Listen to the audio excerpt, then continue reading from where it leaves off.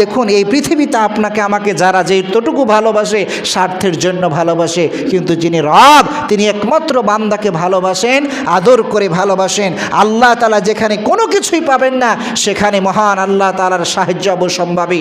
সমুদ্রের মধ্যে উত্তাল তরঙ্গ, যেখানে উত্তাল ঢেউ চলতেছে, আশেপাশে কোনো কিছুই নেই, শুধু পানি আর পানি।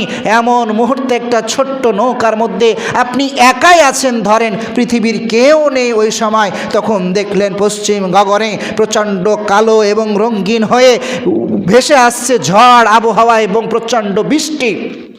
ওই উত্তাল তরঙ্গের মাঝে যদি ঝড়ের কিছু অংশই শুরু হয়, তাহলে আপনার এই ছোট্ট নৌকাটি যে কোনো মুহূর্তে পানির মধ্যে নিমিষে হারিয়ে যাবে, কেউ জানতেও পারবে না, বুঝতেও পারবে না।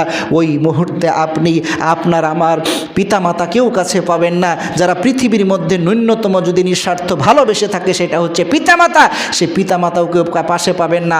আর অন্যদের কথা তো বাকি দিলাম, কিন্তু সেই জায়গাও সমুদ্রের মধ্যখানে তরঙ্গের প্রচুর উত্তাল তরঙ্গের মাঝেও ওই মুহূর্তে একজনকে আপনি সাথে পাবেন, কাছে পাবেন, তিনি হলেন মহান আল্লাহ তাআলা।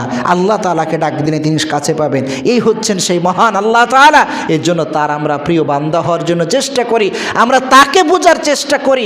আপনার আমার দুঃখ বেদনা কষ্ট মানুষের কাছে আমরা বলি, কিন্তু মানুষের কাছে বলে কতটুকু সমাধান পাই? একবার চেষ্টা করুন আল্লাহর কাছে বলতে। যে কোনো বিপদে পড়েছি আমরা 2 রাকাত নফল সালাত আদায় করে আল্লাহর কাছে মনের সমস্ত কষ্টগুলো আপনি তুলে ধরুন। দেখুন, আপনি আল্লাহর উপর ভরসা করুন, আল্লাহ তাআলা আপনার অবশ্যই অবশ্যই সমাধান করবেই করবে।